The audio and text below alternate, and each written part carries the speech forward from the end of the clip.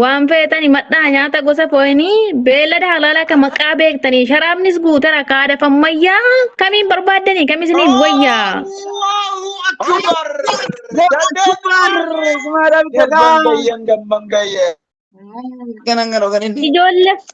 Ijoolleef maanguddoo keessummoonni martuu yaa shufeerran milkii ustaazan koo jirtu isinin jaalladhaam hedduu na marartu.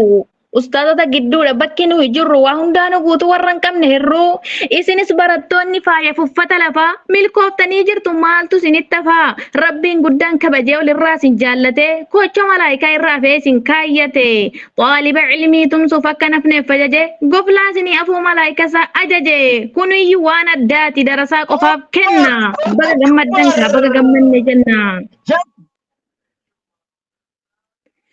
Waa hundarraa nyaatee geggeessa sagantaa waan jedha yaa fira yaa umme Abdallaa isa dhufee jira. Maaf wallaaltan jedhan illee dallannaan naan jedhan iqirtaa maalikaa ustaaza markaza faaslaama jirta.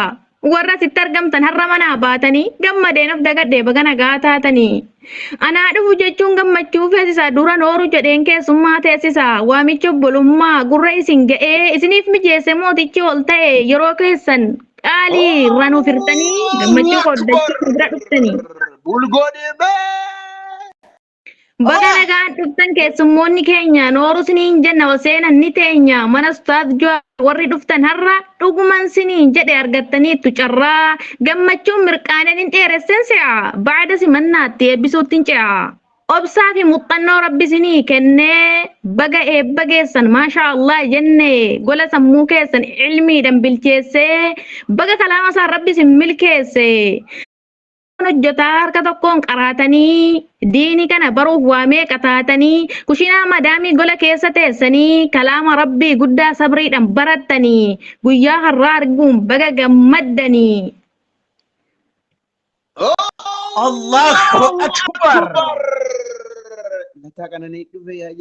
Akka jee samiirraa urjiilee simboo ta'e egaa rabbiiti ustaaza kamilkii sin ga'e oolmaa barsiisaa kaffaluun ni cima sagalee ol qabeen galata isaa hima bakkalcha faa islaamaa ustaaz Jawaar bar ka ilmiin isaa tabbaa galatoomi ustaaza mudiira akka abbaa mana namaa keessa olii gadi fiigaa dadhabbiin keessanis har'a argate hiikaa ammallee ustaaza koo ol ba'ee gadi ba'ee guyyaa eebba kanaan baga siniin ga'e amma immoo ka'eetiin gara amiirranii achi sin deebisa amiin na jalaa jedhaa waamin sin eebbisa maalumaan sin qixxeessu maalumaan sin madaalu jecha siniif dhabe yeroon taa'e laalu qormaata hedduu obsu waamee qasabartanii osoo takkaan dubbatin ka akkas dadhabdanii guyyaa eebbaa arguun baga gammaddanii osuma rakkattanuu rakkoo keessan sataraa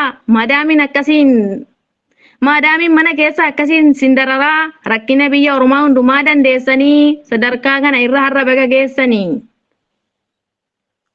Allahu Akbar.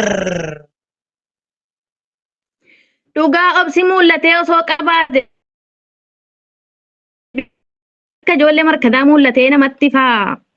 Waa'ee dhimma har'aasumaan gabaabsee gara ustaazotaan achi sin dabarsee beekumsaan oomishtanii addunyaaf nu laattanii eeyaa ustaazotaa baga keenya taatanii arjaa gara laafa abbaa nama maraa bohaarsa jiruuti qabbaneessa garaa yeroo humna isaanii diiniif wareeganii karaa qajeelumaa nutti akeekanii sababa isaanii aliifarraa kaanee dadhabbii isaaniin baqaraadhaan baane waa quraana qofa kitaabota hedduu suularraa kaanee dhugaan siniin jedha muktasaraan baane kollajjii barnoota kadiini rabbiiti barnoonni isaanii soorata qalbiiti maal jedheetiin ibsa jechan na hanqata ifaaduu jedhuu ni madaala laata ustaazota gamtaa urjiiwwan diin rabbii daawaa fi du'aa nama jiiftu qalbii oolman keessan guddaa diini kaaddamtanii maaltu isin ibsa yemmee maal jedhuanii. Isin nuuf kennaadha badhaasa rabbiirraa sababa keessaniin iddoo kana jirra wajjumaan utubna diini rabbii guddaa fuunee hojiitti na gorsa keessan hundaa nu tajaajiltanii wallaahi fi beekaa isin faana deemna karaa nuuf akeekaa nu keessa hin baatan yoo mudhiqamtanii qaama keenya keessa dhiigan makamtanii dhiifama naaf godhaa yoo ni waa balleesse gabaabsinillee xiqqoon hin dheeresse nageenyi sin haa gahu ka onneen rakkaatu wassalaamu alaikum warahmatullaahi wabarakaatu. وعليكم السلام ورحمة الله وبركاته.